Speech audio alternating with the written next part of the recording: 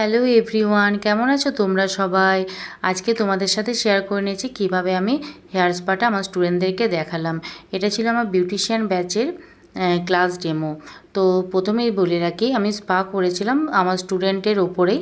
তো সে বলেছিল যে আমার হেয়ারটা খুব ড্রাই হয়ে গেছে, ফ্রিজি হয়ে গেছে। তো তার উপরেই বললো যে ম্যাম আমার উপরেই হেয়ার স্পাটা করুন।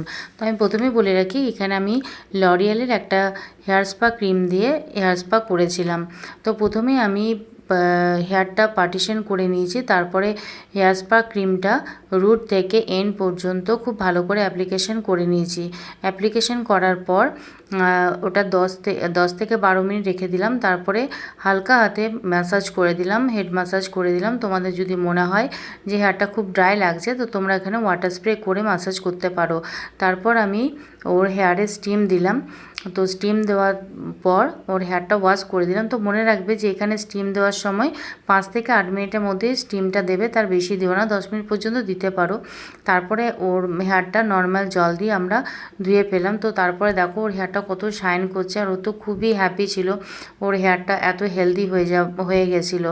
তো খুবই ভালো লাগছে। তোমাদের কেমন লাগলো অবশ্যই জানাবে। থ্যাংক ইউ সো মাচ সবাইকে।